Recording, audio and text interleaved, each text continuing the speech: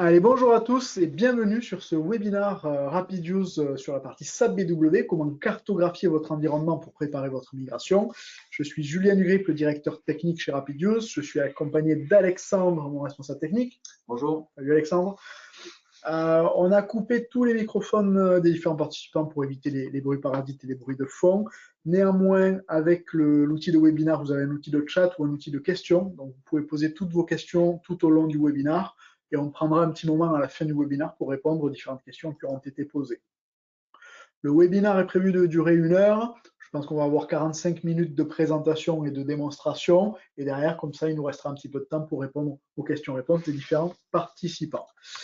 Rapidement, que je vous affiche l'agenda. Je vais présenter rapidement qui est Rapid Use, qu'est-ce que nous proposons aujourd'hui, quelle est notre offre de valeur.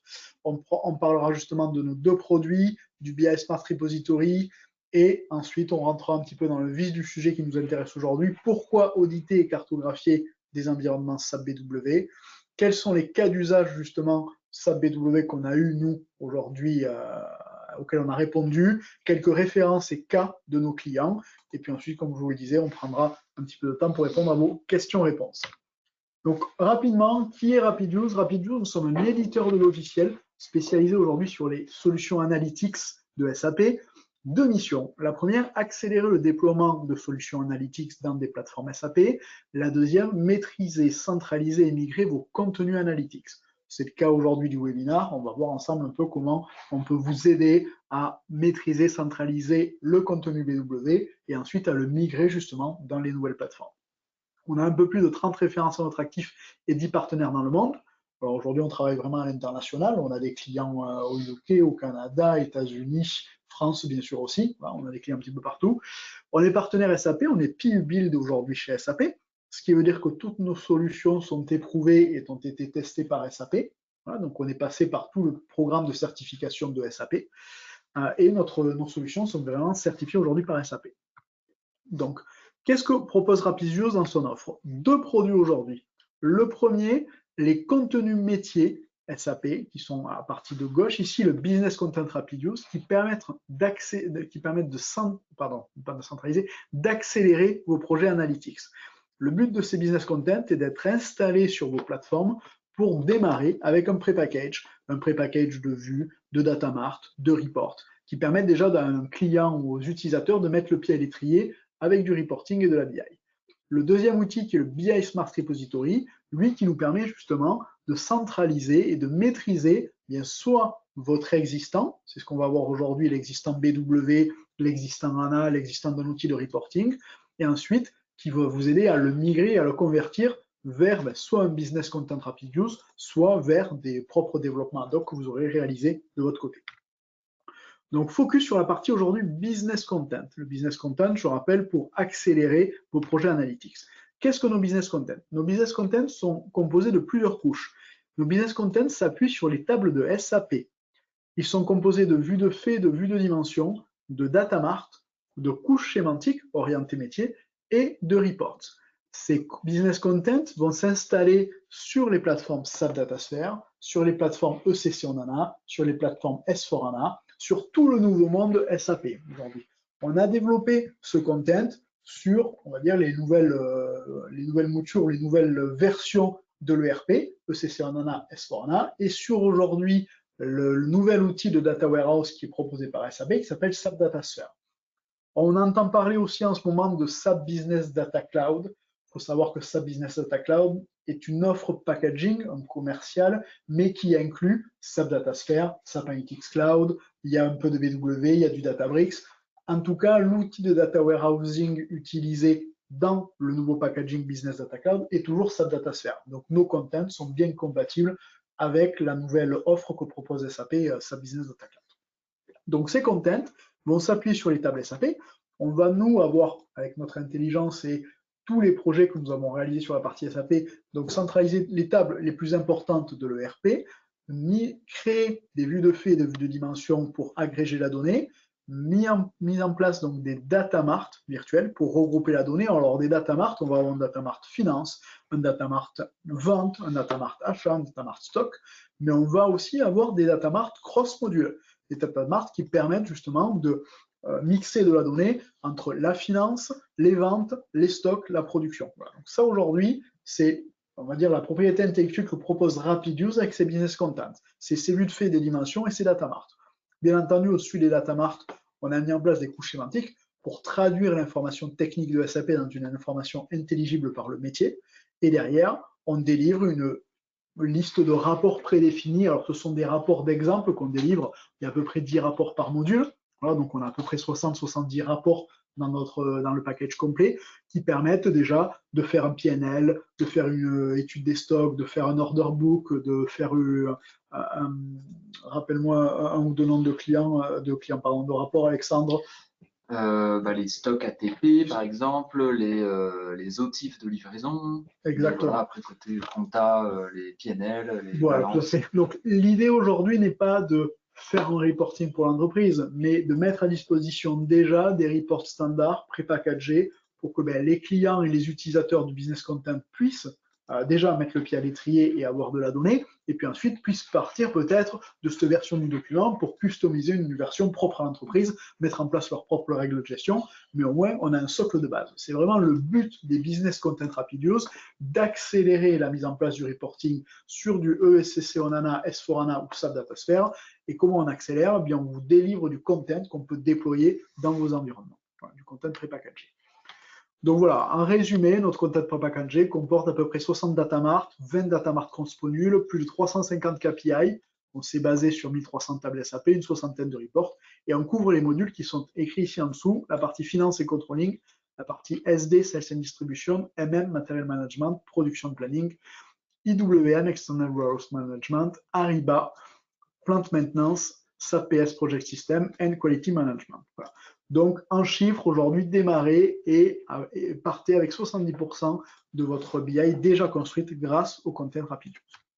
Ça, c'est notre première offre de valeur pour les clients en termes de timeline projet qui déploient un SAP DataSphere, qui démarrent la BI sur S4HANA, voilà, qui sont dans un projet de BI.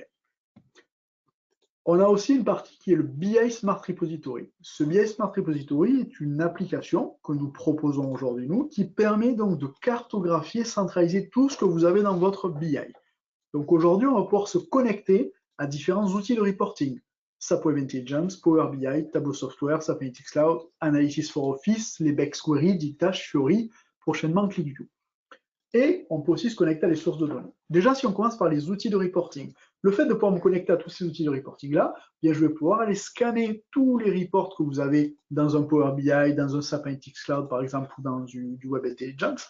Je vais pouvoir analyser tous ces reports, analyser tous les objets utilisés dans les reports, toutes les requêtes SQL, toutes leurs sources de données, et vous proposer un lineage complet des différents documents et de votre paysage BI.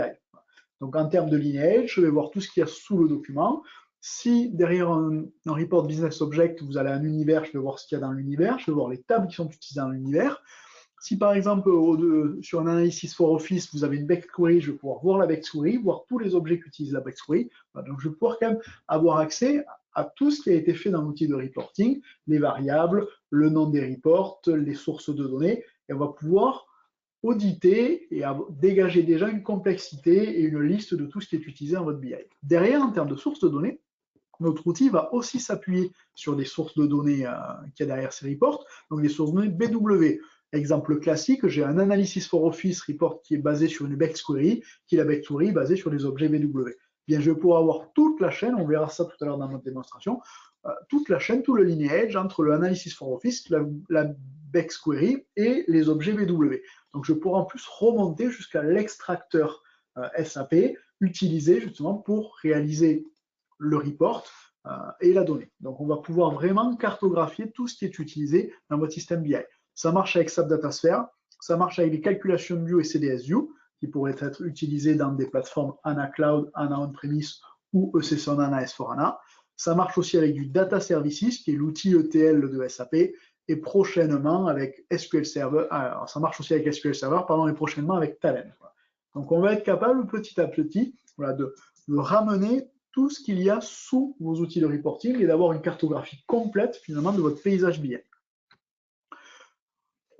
Grâce au BI Smart Repository, vous allez avoir plusieurs fonctionnalités. Alors, c'est bien de centraliser, de cartographier, mais à quoi ça va nous servir derrière? Un, à faire des recherches. Première fonctionnalité de recherche, vous allez pouvoir taper dans la barre de recherche du BI Smart Repository n'importe quel mot-clé. Le nom d'une query, le nom d'une colonne, le nom d'un champ, le nom d'une table, le nom d'un report, et automatiquement, le référentiel va vous montrer tout ce qui est lié ou tout ce qui concerne cet objet-là. Vous allez pouvoir faire du lineage, comme je vous l'ai expliqué, voir en fait tout le lineage. On le voit ici à l'écran. Je pars d'une table, ici de la table LIPS, et je vois tout ce qui utilise cette table. Je vois qu'ici, il y a 1, 2, 3 reports qui utilisent la table, il y a des sémantiques, il y a des vues, il y a des data marks, il y a beaucoup de choses qui utilisent cette table. Donc, je peux très rapidement, avec cet outil, cartographier le contenu de votre référentiel. Et j'ai aussi des fonctionnalités plus orientées end-user, telles qu'un KPI Hub, Analytics Hub ou un Business Catalog, permettant aux utilisateurs finaux d'aller rechercher eux aussi dans les rapports des informations.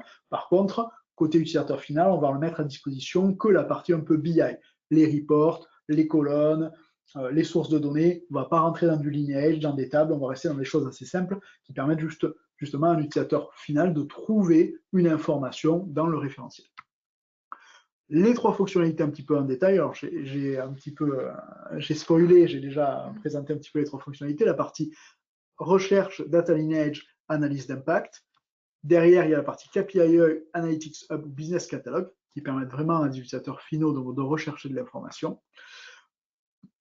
Donc ça, ce que je vous ai présenté le Business Content, le BI Smart Repository. En termes de timeline projet, le Business Content plutôt pour des clients qui vont démarrer un projet BI dans SAP Datasphere, dans S4HANA, des clients qui partent avec rien. Le BI Smart Repository plutôt pour des clients qui vont vouloir auditer, cartographier ce qu'ils ont dans leur ancienne BI en vue justement de passer sur une nouvelle BI, voire des clients qui ont déjà développé plein de choses sur S4HANA ou sur SAP Datasphere et qui ont juste besoin maintenant de s'y retrouver dans leur environnement BI actuel et de cartographier leur environnement BI actuel. Donc le positionnement pour les deux outils. Maintenant, si on revient un petit peu plus pour se centrer sur le titre du webinaire, donc pourquoi auditer et cartographier SAP BW? Bien, SAP BW, produit historique en fin de vie. Aujourd'hui, les dates de fin de maintenance annoncées par SAP sur les produits SAP BW sont le 31 décembre 2025 pour BW Forana 2.0, 31 décembre 2027 pour le BW Forana 2021 et 2030 pour le 2023. On a aussi des BW 7.5 aujourd'hui et des BW on HANA qui sont aussi en fin de vie, qui pareil, je n'ai pas les dates là, mais qui vont arriver à terme vers 2027-2030. Donc aujourd'hui, voilà.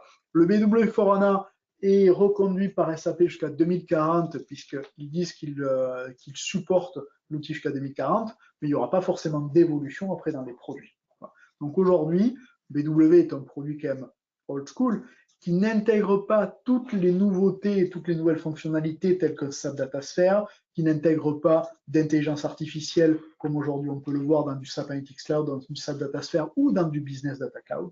Donc c'est vrai qu'aujourd'hui, voilà, on va rester sur ces produits-là tels quels, ils ne vont pas plus évoluer, SAP ne va faire que les maintenir. Donc pourquoi justement auditer BW? Bien, quid domaine existant? Quelle stratégie adopter si je veux migrer ou si je veux passer vers des version, on va dire, de Data Warehouse SAP plus évoluée, comment avoir une vue globale de tout ce qui a été développé depuis près de 20 ans sur mon BW pour prendre la meilleure décision dans le futur. Donc vraiment, aujourd'hui, nous, on va délivrer un outil, le BI Smart Repository, pour auditer ce que vous faites dans BW, pour justement vous aider à peut-être répondre à ces questions que vous vous posez aujourd'hui pour quid de l'après-BW. Donc, pourquoi auditer, cartographier? On est capable, nous, avec notre BI Smart Repository, d'inventorier tous les objets BW. Très souvent, on voit chez nos clients qu'il y a peu ou de moins en moins de ressources qui connaissent bien la solution BW, qu'il n'y a pas de documentation ou que celle-ci est obsolète puisqu'elle a été réalisée il y a déjà quelques années. L'idée, en fait, aujourd'hui, c'est de pouvoir centraliser toute votre BI et vos rapports dans une seule et même interface et non pas aller chercher dans tout un tas de documentation ou aller demander à Pierre, Paul, Jacques et Martin qu'est-ce qu'ils ont fait dans le BO, dans le BEX, dans la BW et dans SAP, et de gagner du temps dans potentiellement un projet de migration de BW vers un autre data warehouse. Alors, quand on dit un autre data warehouse, aujourd'hui, nous, on verra en fait qu'on peut vous aider vraiment à migrer sur, par exemple, du Datasphere, sur les data warehouse SAP, mais nous avons des clients qui se posent la question aussi de migrer dans d'autres data warehouse, de type Azure, GCP, AWS, mais pour cela, il faut quand même au préalable l'avoir audité et savoir qu'est-ce qu'on a à migrer pour aller dans une autre plateforme. Donc, on a une fonction d'Analytics Wizard qui nous permet justement de donner l'équivalent d'un cube BW au plus proche de la nouvelle technologie. Ce qu'on appelle nouvelle technologie, c'est SAP DataSphere aujourd'hui. Et on va vous aider justement à accélérer le développement de vos nouveaux rapports BI grâce à ces fonctions de linéage ou d'analyse d'impact qu'on a dans notre BI Smart Repository. Alexandre, je ne sais pas si tu peux nous parler un petit peu plus là, des différents connecteurs et justement de notre outil qui cartographie BW. Donc, effectivement, qui dit connecteur sur BW, dans un système BW, il y a des dizaines et des dizaines d'objets différents qui peuvent être modélisés. Donc, nous, on s'est attelé justement à parser les objets qui vont nous permettre de cartographier le système, cartographier le référentiel, en vue de construire ensuite des data lineage, des analyses d'impact et des catalogues. Donc pour ça, on démarre donc tout à gauche avec les data sources. Donc là, c'est les extracteurs sur lesquels se base BW pour aller modéliser la data SAP. Au-dessus des data sources, on va retrouver tout un tas d'objets comme les info-objets, les info-sources, les DSO, les ADSO, etc. Donc il y en a beaucoup. Nous, on est quand même exhaustif dans notre approche pour aller jusqu'au composite provider, par exemple, les infocubes, les multi-providers aussi qui sont gérés par le connecteur. Et à la fin, on est aussi capable d'importer des BEX et aussi même des vues ANA externes. C'est-à-dire si vous avez un BW en ANA ou un BW for ANA et que vous faites une partie de votre modélisation dans BW et une autre dans la base ANA sous forme de calculation view, d'attribute view, etc., on est capable de gérer toute la chaîne et vous fournir une cartographie complète sur cette partie-là. On gère aussi les transformations. Donc là, c'est un élément important pour faire le mapping et justement évaluer cette complexité que vous avez mis dans le BW. Donc voilà, toutes les transformations, tous les types de routines aussi ABAP qu'on peut trouver dans BW sont gérés. Donc c'est-à-dire quand on dit gérer, ça veut dire on s'y connecte, on est capable d'exporter les métadatas uniquement, on ne parle que de métadonnées, donc les noms des objets, les noms des colonnes, les libellés, les sources, etc., les formules de calcul, les filtres par exemple. Et ensuite donc les transformations ou les routines. On peut même vous ramener aussi les formules de calcul, les formules ABAP qui sont implémentées dans le BW. Allez, merci Alexandre. Je pense que la deuxième slide, on reprend un peu la même chose, mais c'est au travers de l'interface ici du Smart Repository où on peut se connecter du coup, vous voyez, à de la CDS View, du ANA Cloud, à Calculation View, SAP DataSphere ou SAP BW. Donc, et extraire tous les objets dont on a parlé juste avant. Quelques cas d'usage. Je vais te donner la main Alexandre pour nous présenter un petit peu des cas d'usage directement sur la plateforme. Donc, premier cas d'usage qu'on voit chez quand même beaucoup de nos clients, je souhaite rechercher une information dans l'ensemble de mon référentiel BI ou BW. Voilà, j'ai une information à chercher, je ne sais pas trop par où commencer, donc je cherche une information. Tiens, je te laisse la main Alexandre sur la démo. Allez, donc là, je suis dans l'application ApplyJuice, donc on est sur une appli SaaS. Au préalable, donc j'ai utilisé le connecteur BW pour importer du contenu. Ici, on va aller regarder ce que j'ai pu importer. En termes d'import aujourd'hui, quand tu parles du connecteur, on a un petit utilitaire qu'on va déployer sur le poste de travail de quelqu'un dans l'entreprise. C'est ça. Par exemple, de l'administrateur BW, on déploie un petit connecteur. Et ce connecteur, quand on le lance, il va nous demander l'URL, le login et password de BW pour se connecter en fait au système. Il se connecte en mode ABAP au système. Et voilà, donc comme un utilisateur de l'application, et il va ensuite générer un XML ou un JSON, un fichier qui va cartographier le contenu, qui va être après utilisé par l'application. Il n'y a pas de lien direct entre notre application et le BW, c'est plutôt un utilitaire sur le poste du travail, on va dire, de la ligne BW, qui cartographie, et ensuite notre outil intègre ce fichier. C'est ça. Et donc ensuite, on fait l'import des métadonnées dans la plateforme, et ensuite la plateforme est capable automatiquement d'ingérer tout ça, de créer les liens entre les objets, tout est automatique ensuite. Okay. Donc là, par exemple, on va voir ici à gauche, on va voir un petit peu les types d'objets que j'ai pu importer. Donc, il y a un multi-provider. Donc là, c'est celui justement, à mon avis, c'est celui qui est le plus en haut dans la chaîne. À savoir que quand vous utilisez justement le petit utilitaire dont parlait Julien pour exporter du contenu BW, si vous, par exemple, vous sélectionnez ce multi-provider-là et qu'en cascade, il y a des dizaines et des dizaines d'objets qui sont dépendants, eh bien, le système va reconnaître automatiquement et va exporter automatiquement tous les objets qui sont liés. Donc ici, pour cette démo, on avait sélectionné ce multi-provider-là et en cascade, on voit qu'ont été exportés aussi 2 infos cubes, 7 infos sources, 13 DSO, des infos objets, 25, des data sources, et puis aussi on va vous montrer qu'on est capable même d'aller remonter jusqu'à la table SAP, parce qu'on est capable d'aller regarder les data sources et avec des correspondances de trouver la table SAP initiale, quoi. Donc là, par exemple, ce multi-provider-là, je vais pouvoir donc l'ouvrir qu'est-ce qu'on a comme information en termes de metadata? Donc évidemment, le type de l'objet, le nom, on peut trouver la liste des colonnes. Donc là, par exemple, voilà, on va retrouver tous les noms techniques, tous les noms fonctionnels, les types de vues, etc. Et puis, les jointures qui ont été faites avec le détail des clés, le lineage, donc le fameux data lineage, où là, on voit que ce multi-provider-là, il est basé sur 2 infocubes qui sont ceux-là, et puis qu'il y a aussi des attributs de view qui remontent par des info-objets. En source, on retrouve aussi là des DSO, d'autres info-objets, donc il y a un code couleur pour qu'on puisse s'y retrouver plus facilement. Et voilà, et là, donc on redescend jusqu'au data source. Donc là, par exemple, le data source COOM OPA 6, et bien en fait, la table SAP source, en tout cas pour les champs qui sont utilisés là dans ce cube, c'est la table COEP. Si on prend par exemple le C order ATTR, voilà, c'est la table AUFK.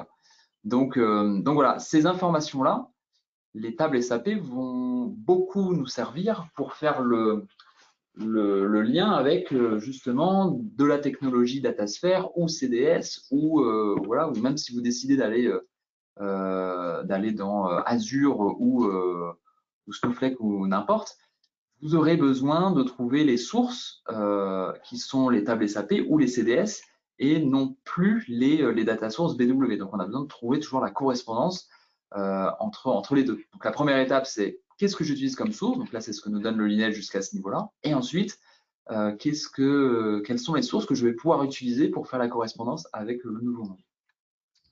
Donc ensuite, le data lineage, on est capable de l'afficher à un niveau objet, à un niveau macro, mais on est aussi capable de l'afficher au niveau colonne. C'est-à-dire que là, cette colonne-là, si je la prends, je vais pouvoir suivre son évolution. Ici, elle est calculée.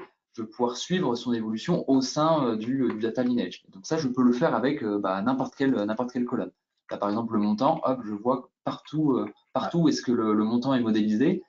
Même si il y a par exemple des formules avec des montants, avec des champs multisources, on est aussi capable de les afficher. Oui, donc voilà, on va être capable d'afficher donc là, vraiment la source du champ remonter jusqu'à la table SAP quand c'est un champ qui est pris directement depuis SAP. Si c'est un champ qui est calculé dans BW, on va pouvoir voir que c'est un champ calculé. Donc on peut facilement, en plus, grâce à ça, identifier la liste de tous les champs calculés, la liste de tous les champs qui viennent vraiment de la source, et savoir à un moment donné, bien, si on doit migrer l'existant ou reproduire ça ailleurs, qu'est-ce qui va être implicitement récupéré depuis la source et qu'est-ce qui va être à reconstruire puisque c'est du champ calculé. Okay. Donc l'idée là, c'est de pouvoir, dans cette interface, de pouvoir naviguer dans chaque objet très rapidement. Vous avez vu, la navigation est très, très fluide.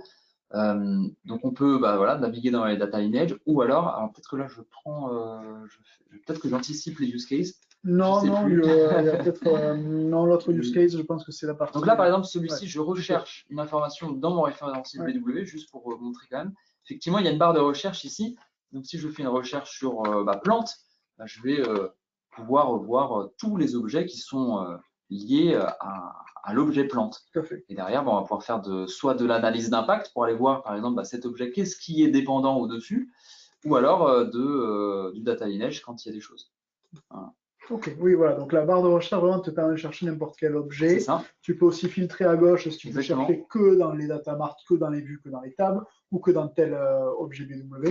Donc là, on est sur du BW D'accord. uniquement. Donc là, Oui, j'ai que du SAP t'as BW, qu'une mais seule. je peux par exemple switcher sur un autre référentiel où là, on va voir que bah voilà, ici, j'ai un mélange de, on le voit, de Power BI BW et de SAP. de SAP HANA. D'accord. Oui, oui, c'est vrai que là on a fait focus vraiment C'est chercher ça. les objets dans du BW. Donc tu m'as ouvert un référentiel BW. Mais si on a des clients qui demain cartographient du Power BI, du Analysis for Office, du C'est Business ça. Object, d'Elbex Query, du BW et potentiellement peut-être des vues ANA aussi parce qu'ils ont fait des Mm. vues ANA, on peut retrouver tout au sein de la même interface et après via les barres de filtre ici décider de chercher dans tel ou tel endroit. Exactement. Ok. Et donc, de la même manière, ici, par exemple, vous pouvez prendre un report Power BI. Si vous avez du BW qui source du Power BI, et ben, les deux sont compatibles. C'est-à-dire que tous les connecteurs qu'on est capable de gérer bah, Oui. sont compatibles entre eux. C'est-à-dire que si vous avez du BW sur SAC, du BW sur Power BI, etc., bah, on pourra réaliser le lineage complet à travers tous les systèmes de manière automatique. Voilà. Ok. C'est prévu pour quoi. D'accord. Donc oui, tous les connecteurs qu'on a vus tout à l'heure dans la liste C'est ça. permettent aujourd'hui voilà, de charger dans le VS Smart Repository et le lineage se construit C'est ça. automatiquement. Okay. Donc effectivement, pour la cartographie d'un système BW, certains clients préfèrent partir des reports. Au lieu de dire, bah voilà, on va cartographier l'intégralité, ils préfèrent nettoyer, avoir un référentiel un peu épuré, et donc de sélectionner par exemple une vingtaine de reports. Et nous, en cascade, on est capable de savoir par rapport à ce report-là, par exemple, bah, qu'est-ce qui est lié, tous les objets nécessaires et suffisants à la construction de ce report. Et oui, ça permet aussi de faire un audit plutôt par l'usage. Alors Ouais, attention, quand je dis l'usage, on n'est pas capable d'avoir si le rapport a vraiment été ouvert ou quelle est la dernière date d'actualisation. Mais si les clients nous disent, ben moi je sais qu'il y a ces 20 documents qui sont stratégiques, c'est ceux les documents corporels dans l'entreprise, automatiquement on va pouvoir le lineage les objets uniquement de ces reports-là. Et donc finalement se concentrer en termes de migration ou d'audit que sur ces objets-là. Oui, c'est intéressant, ça permet aussi de limiter peut-être les efforts parce qu'on voit quand même souvent dans des vieux systèmes BW qu'il y a beaucoup de choses qui ne sont plus utilisées, plus activées et qui sont pas forcément, qu'on n'a pas forcément besoin de migrer. Tout à fait. Et on prévoit d'ajouter aussi ces données de statistiques d'utilisation. Ça, c'est inscrit à la roadmap, c'est-à-dire d'être capable de dire que, bah, par exemple, ce cube-là, il est 3 fois plus utilisé que celui-ci, qui est même 2 fois plus utilisé que celui-ci. D'accord, oui, voilà, pour donner encore un peu plus de détails. Pour mettre de la pondération un petit peu entre tous les. Ça marche. Très bien. Merci Alexandre. Si je reviens ici sur ma présentation, donc rechercher l'information BW, on l'a vu, donc la barre de recherche, tout ce qui est le référentiel. Quelles sont les données sources de mon rapport ou de mes objets SAP BW? Donc tu as un petit peu anticipé, on l'a vu, mais c'est ce que tu nous as montré. Voilà, c'est qu'une fois qu'on a trouvé l'information, qu'on a trouvé l'objet, bien de suite, on peut passer sur le lineage pour voir quels sont les objets sources. Tu ne me l'as peut-être pas montré, mais ici, quand je suis sur le suivi de données, quand je vois le lineage, je peux cliquer sur n'importe quel objet. C'est ça. Voilà, je peux l'ouvrir, si je veux ouvrir la vue ou si je veux ouvrir la table SAP pour avoir plus de détails, elle s'ouvre, voilà, je peux l'ouvrir. Et après, il y a la partie analyse d'impact qui me permet de remonter.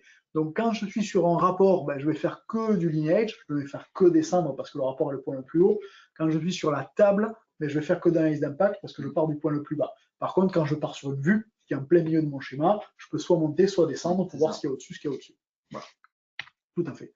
Donc ça, aujourd'hui, analyse d'impact. On a montré un peu l'analyse d'impact? Je ne sais plus. Ouais, bah, je peux remontrer rapidement, mais c'est vrai que l'objectif, c'est de partir bah, du coup d'un objet assez bas, donc comme un data source, de prendre par exemple bah, ce dont on parlait là, tout à l'heure. Et l'idée, c'est de pouvoir montrer ici tous les objets, donc là il pourrait y en avoir 3-4, hein, tous les objets qui sont dépendants de ce data source. Pourquoi? Bah, par exemple, si vous projetez de faire des modifications sur ce data source-là, sur cet objet-là, ben, ça vous donne du coup tous les objets impactés qui sont potentiellement impactés par cette modification.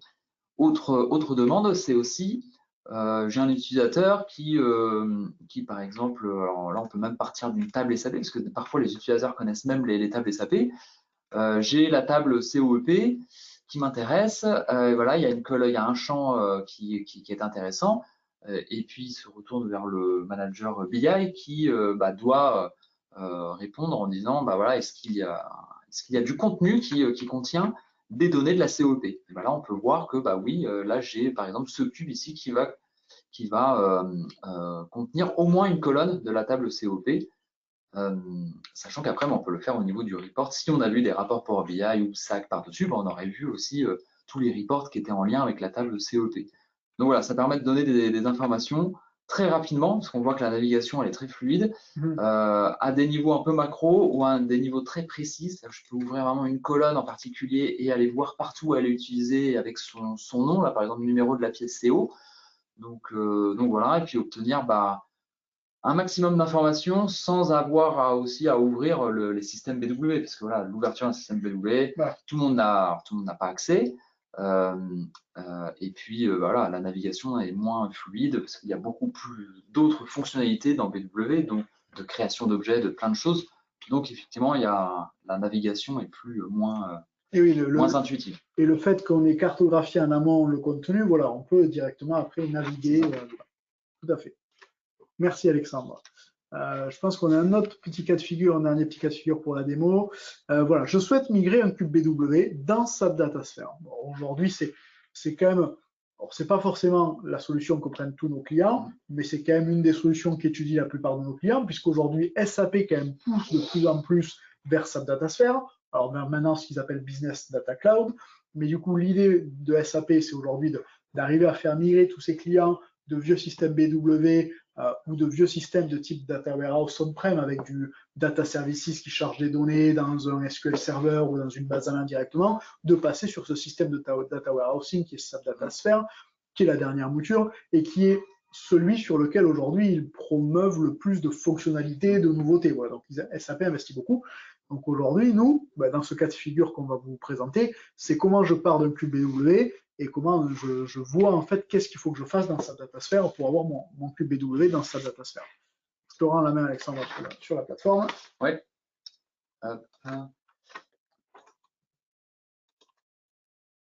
Alors, je vais prendre par exemple un cube standard BW, celui-ci là sur les mouvements articles. Donc voilà, donc ça c'est un cube BW standard, basé sur les deux LIS. Alors pour justement utiliser ces fonctions de migration, on va utiliser ce que nous on a appelé dans l'application l'Analytics Wizard, le magicien de la BI. Et donc on va pouvoir en fait sélectionner ce cube, donc l'ajouter ici dans le panneau à droite. On pourrait même ajouter plusieurs cubes, hein. Ça fonctionne pareil. Et ensuite, donc, on va faire display result. Et en fait, on va pouvoir ici sélectionner un référentiel de sortie. Donc, potentiellement, je pourrais dire, je sélectionne un référentiel CDS, un référentiel DataSphere, un référentiel, voilà, n'importe. Et derrière, le système, il y a un algorithme qui va aller trouver la correspondance, justement, avec les tables aussi, pour trouver les meilleurs rapports, les meilleures sémantiques ou les meilleures vues qui sont disponibles et qui correspondent à ce data mart. Enfin, non, justement, à ce cube BW. Donc là, par exemple, ceci, ça c'est un cube DataSphere. On va pouvoir voir le lineage, justement, pour chacun des champs du cube BW, et ben on va retrouver sa correspondance dans un cube DataSphere RapidView. Donc évidemment là pour la démo, on a pris l'exemple de un échantillon de notre business content. Et donc on retrouve en fait le data lineage à travers les tables SAP. Donc voilà, il n'y a pas qu'une seule bonne réponse, hein. Donc là par exemple il y a ce data mart là qui semble convenir à 100%, mais voilà on propose aussi, c'est un petit peu comme Google Maps, hein, il n'y a pas qu'un seul itinéraire pour aller d'un point A à un point B. Donc ici, là, voilà, on propose aussi d'autres solutions qui sont de notre position plus complexe, parce que là, par exemple, pour celui-ci, il faut, si on veut repartir de ce cube-là, il y a une jointure à faire et 4 jointures de dimensions à faire. Donc c'est déjà un peu plus complexe par rapport à celui-ci qui est déjà où il n'y a aucune jointure à faire et où tous les champs du cube BW sont couverts par les éléments de ce cube. Voilà comment on peut donc trouver un. Alors on dit pas qu'on aura le business content qui va couvrir à 100% sur ce que tu es capable de faire le cube Oui. BW, mais l'idée c'est de pouvoir montrer déjà des cubes qui font 70-80% du boulot, quoi. C'est ça, voilà. Nous, aujourd'hui, on se positionne comme un accélérateur et comme un outil qui vous aide. On ne peut pas avoir la prétention de dire on a un outil qui fait tout et qui vous migre et qui vous convertit et qui derrière reconstruit le cube. Non, voilà, il y a quand même une partie manuelle, il y a une partie à un moment donné de côté développement. Mais si nous arrivions à vous faire gagner 70% du temps, bah, c'est déjà quand même ça de prix aujourd'hui dans ces projets-là, qui sont des projets souvent longs, chronophages. Et en plus, si on arrivait avec un outil à fiabiliser en fait le processus, parce qu'on a vite fait, l'erreur est humaine, de ouvrir un cube BW, lister les colonnes, copier-coller la formule, mais tiens, j'en ai oublié une ou j'ai mal fait le copier-coller, et derrière, dans la destination, ça ne marche pas. Alors aujourd'hui, on a quand même un outil qui automatise la cartographie. Donc normalement, il n'y a pas d'erreur en termes de nombre de colonnes, il n'y a pas d'erreur en termes de contenu de la formule, il n'y a pas d'erreur sur le lineage. Donc déjà, on assure une certaine cohérence de la donnée qu'on va cartographier. Et ensuite, derrière, bien, on vous propose, comme l'a dit Alexandre, dans le nouveau monde, un cube qui correspond à X pourcentage.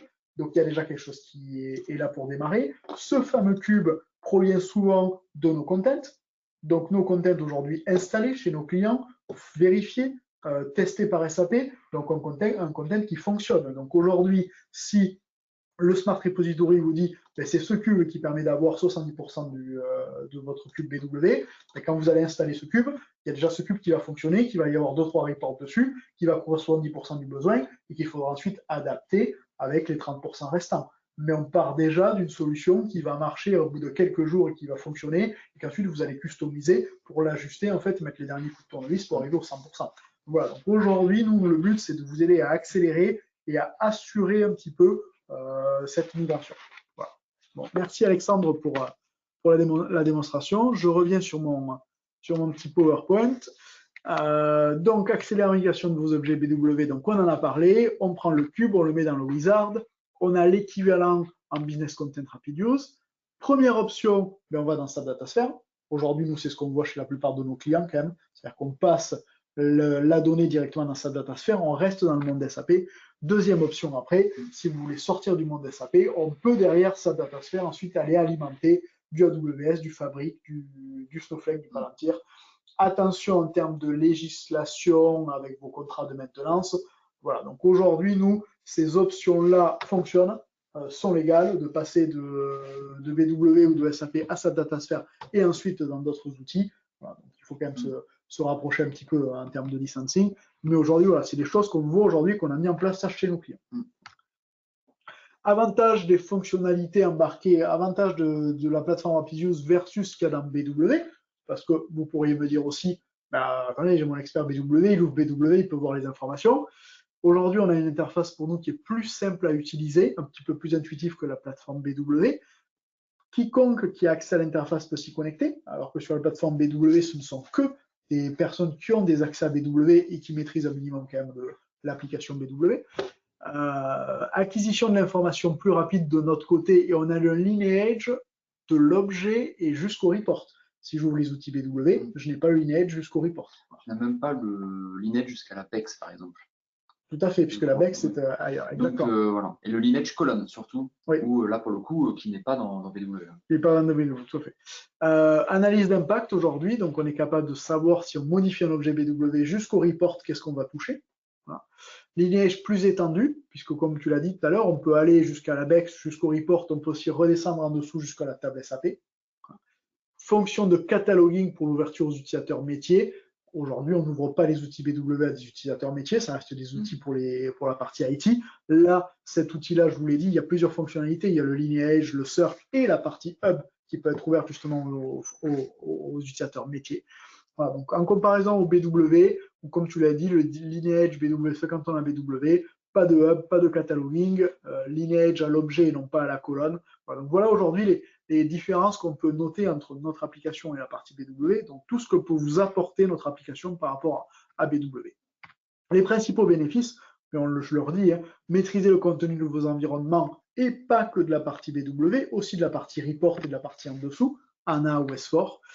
Visualiser votre plateforme BI, Search, Data Lineage, Analyse d'impact, explorer vos indicateurs et vos reports via des hubs. On ne les a pas montrés lors de la démonstration, on était plus focusé sur la partie BW, mais n'hésitez pas, hein, si vous avez besoin, on peut faire une démonstration personnalisée un peu plus poussée. Visualisez votre BI par process et construction plus rapide de vos rapports. Ben, comme l'a dit Alexandre, hein, j'ai mon cube que j'installe, que j'ai trouvé qui correspond à un cube BW, je l'installe sur sa datasphère. Dans le Content Rapid Use, il y a un template de report, un PNL ou un order book dashboard déjà fait. Mais voilà, j'ai déjà un rapport pour démarrer que vous n'avez plus qu'à customiser avec vos règles métiers. Quelques cas clients. Aujourd'hui, un peu plus de 30 références qui nous font déjà confiance. Donc, on voit aujourd'hui qu'on a des références d'un petit peu de tous les secteurs. Voyons Saint-Gobain, Total, Engie, Pierre Fabre, voilà, on est Radio France, public, privé, on va être France International, voilà, donc on va retrouver des références un petit peu partout aujourd'hui. 2-3 cas clients, Forvia, premier cas client, très très gros existant BW, peut-être un des plus gros en France en termes de volumétrie, donc difficulté pour cartographier l'environnement. En plus, Forvia a fusionné, était anciennement Forestia, a fusionné avec le groupe ELA, donc a créé le groupe Forvia. ELA a des environnements, Forestia a des environnements, donc déjà multi-environnement, multi-BW. Donc besoin d'une documentation claire en vue d'une potentielle migration dans un outil commun pour les deux entités.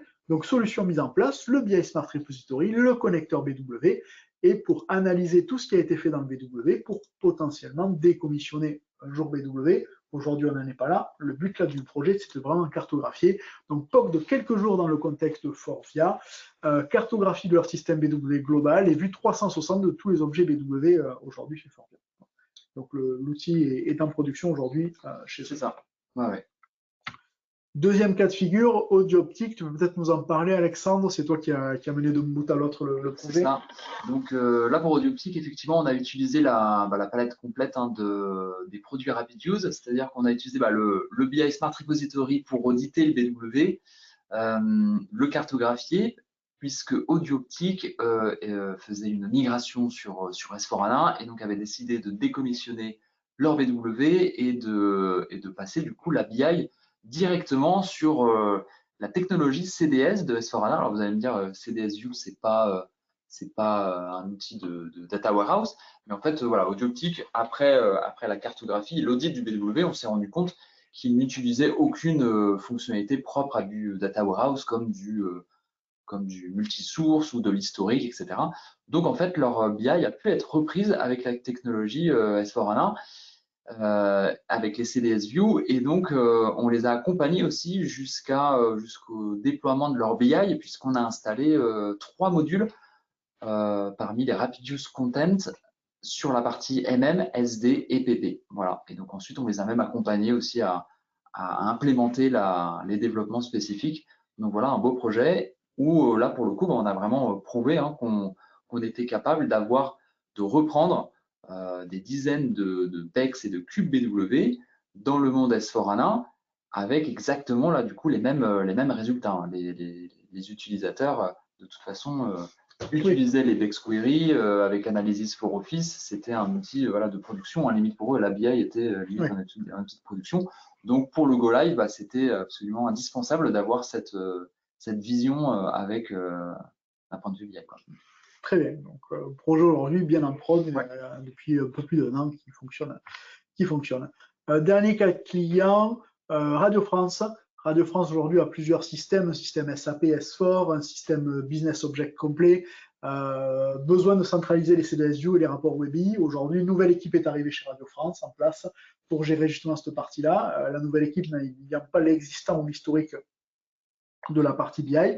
Donc, leur besoin de documenter leur environnement BI, à la fois CDS sur SAP et à la fois rapport sur Business Object. Recherche d'informations lors de mise à jour assez long et fastidieux. Pas de lignage complet du rapport jusqu'à la source de données. Solution mise en place, le BI Smart Repository, un connecteur SAP CDS View plus le connecteur Business Object. Et aujourd'hui, nous avons mis ça en place en quelques heures. Le lignage est complet de la source SAP ou Oracle jusqu'au rapport. Fort gain de temps pour les équipes qui recherchent de l'information et aussi pour l'équipe de TMA qui est en place chez Radio France, qui utilise aussi beaucoup d'outils. Mais dès qu'il y a une question ou une demande d'un utilisateur, exemple typique, j'ai un doute sur ce report, la valeur normalement du nombre de jours d'absence me semble pas bonne. Pouvez-vous me dire d'où vient la donnée? Hop, un petit coup de recherche dans le BI Smart Repository. Automatiquement, on a le lineage. On est capable de dire à l'utilisateur, la donnée, elle vient de SAP, de Oracle, de tel outil. Donc, va vérifier dans tel ou tel outil si la donnée est bien la bonne. Cette donnée n'a pas été calculée, elle est prise directement dans l'outil, ou cette donnée est calculée à tel endroit et c'est telle formule de calcul. Donc, peux-tu me dire si la formule est bonne? Donc, très facile aujourd'hui pour répondre, pour la TMA par exemple, pour répondre aux questions des utilisateurs grâce à l'outil. J'ai fait le tour rapidement de ce webinaire. Juste avant de passer aux questions-réponses, une petite slide pour vous expliquer qu'en quelques jours, on est capable de réaliser un POC. Puisque comme l'a dit Alexandre tout à l'heure, on n'en a pas trop parlé, notre application, le BI Smart Repository, est une application SaaS. Donc aujourd'hui, on l'héberge chez nous.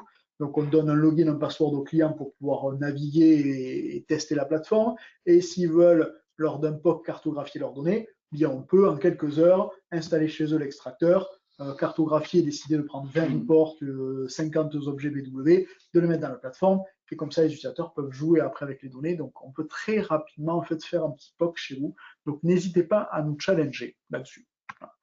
Un réseau de partenaires internationaux, Performance Analytics au Canada, Argano aux États-Unis, CIPARC en Irlande, Common MS en Espagne, en France, Decivision STMS Auguste Tarif Capgemini, Interdops aux Pays-Bas, Acopa IB Solutions en Allemagne et Advantage en Autriche. Voilà. Donc on couvre une bonne partie de l'Europe et la partie Canada et États-Unis en termes de clients et de partenariats. Voilà. Nous organisons un workshop jeudi prochain chez SAP à la Tour Levallois-Perret. Donc c'est SAP qui nous invite chez eux. SAP va présenter sa nouvelle mouture Business Data Cloud et nous, juste après SAP, nous allons présenter justement les Rapidios, ce qu'on peut apporter aux clients sur Business Data Cloud. Donc si vous voulez vous inscrire, n'hésitez pas à cliquer, pardon, vous allez recevoir la présentation demain, mais à prendre un capture d'écran, le lien, et vous inscrire directement sur notre site web. Si vous voulez nous rejoindre à la Tour Levallois-Perret, c'est un événement physique. Voilà. Donc n'hésitez pas, il reste encore des places.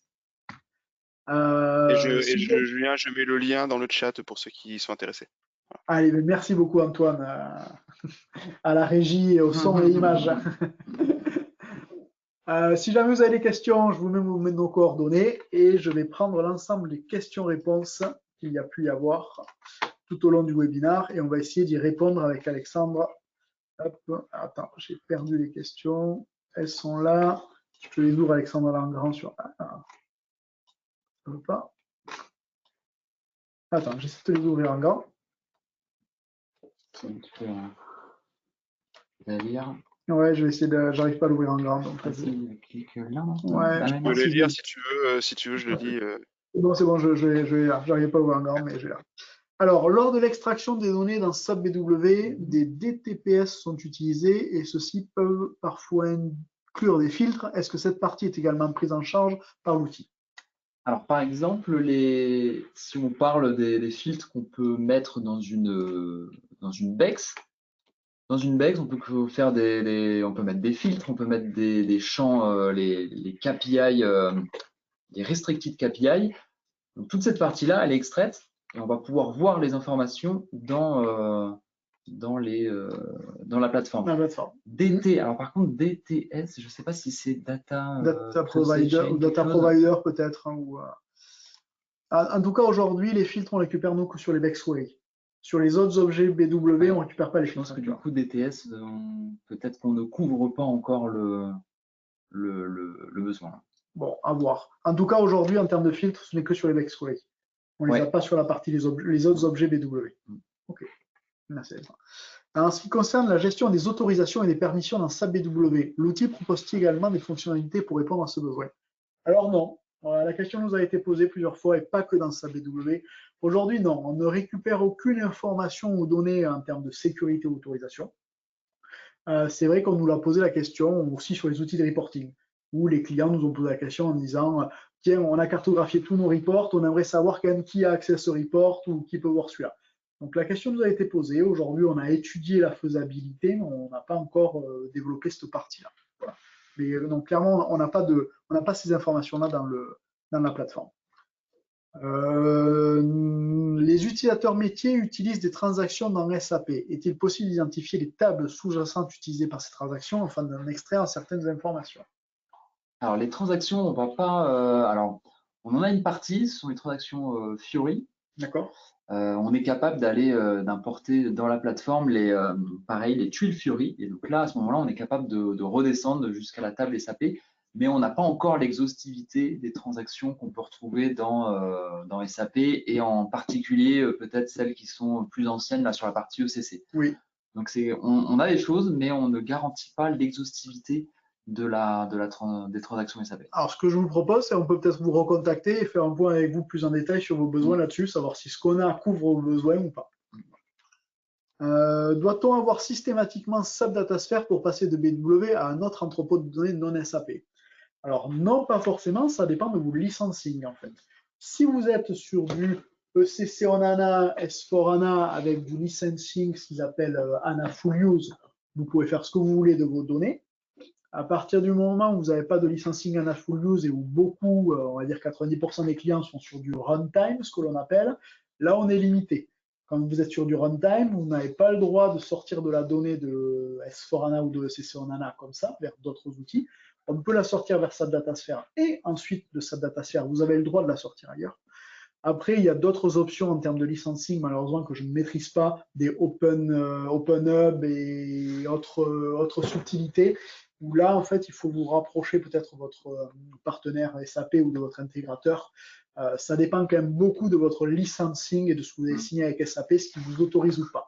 Nous, ce qui est sûr, et ce qu'on a validé côté SAP, c'est que sortir la donnée, peu importe votre licensing de ECC, ECC on ANA S4, allez la mettre dans SAP DataSphere et ensuite de SAP DataSphere la mettre ailleurs, ça fonctionne, ça marche. Voilà.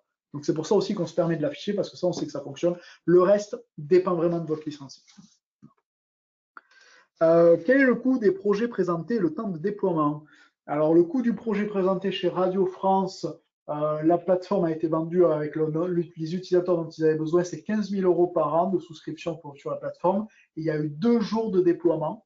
Donc, il y a 2 jours de consulting et une souscription à 15 000 € sur le dernier cas de figure Radio France. Sur AudioOptique, on est sur un projet à une cinquantaine de jours de consulting, 70 jours de consulting, si je ne dis pas de bêtises. Il y a effectivement l'installation de la plateforme, c'est toujours 2-3 jours. Tout à fait. L'installation du business content, là, c'est plus 5 à 10 jours par module. Exactement. Chez AudioOptique, ils ont pris 3 business content, donc on est à peu près entre 15 et 30 jours d'installation. De consulting, et derrière il y a eu une quarantaine de jours de spécifiques pour reprendre. Alors bien entendu, comme le disait Alexandre tout à l'heure, quand on a passé dans notre wizard le cube BW, on n'a pas trouvé des cubes BW qui répondent à 100%. Donc derrière, il y a un peu de customisation, de personnalisation à faire. Ça, la customisation, autant parfois c'est les équipes côté client qui les prennent en charge. Sauf que là, par exemple, pour AudioOptique, il n'y avait pas forcément de ressources sur la partie ABAP et CDS. C'est ça. Donc voilà, on a aussi des consultants qui peuvent faire ces prestations-là. Chez AudioOptique, voilà, on était à peu près une cinquantaine, 62 jours de consulting pour tout le projet. Et en termes de coût licence, j'ai plus les coûts licence. Il y avait une plateforme à 15 000 €, plus après l'achat des business content. Voilà. Et le dernier projet qui était, on a parlé de Radio France, AudioOptique et Forvia. Forvia comme Radio France, c'est déploiement de la plateforme. Je ne sais plus le coût des licences, puisque ça dépend du nombre d'utilisateurs qu'ils ont pris sur la plateforme, et 2-3 jours d'installation après de customisation. Voilà. Peut-on afficher le data lineage à partir d'une CDS View? Prévoyez-vous de faire un data lineage directement à partir d'une tuile Fiori? Par exemple, une tuile de reporting basée sur une CDS View ou sur un web service. Alors, ça, on l'a déjà. Ça, on l'a déjà, je vous le montre, à la limite directement à l'écran. Pourquoi je ne peux pas faire là? Ça, on l'a déjà. Si je vais sur mon... tiens, je te laisse, Alexandra. Voilà.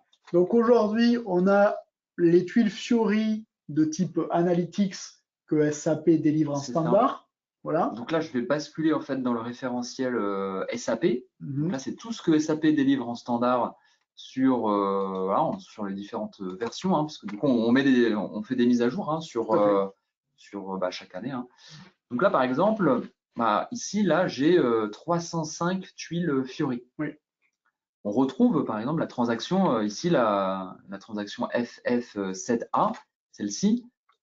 On retrouve en fait l'équivalent de la transaction dans le monde on-premise SAP et aussi le vrai nom de la tuile. Voilà. Donc c'est pour ça que je disais qu'on a une partie des transactions, mais pas toutes.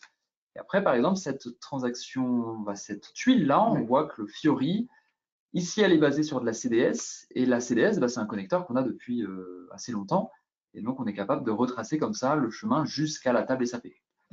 Et donc là, pareil, si on veut prendre une colonne en particulier de la transaction ou de la tuile, on est capable de remonter jusqu'à la source. Donc voilà, donc aujourd'hui, pour répondre à votre question, oui, on a du data lineage à partir des CDS-View. Donc si vous avez toutes les CDS de SAP dans votre système ou vous, vos propres CDS, on se connecte avec notre outil, on charge toutes ces CDS et on fait tout le lineage de la CDS.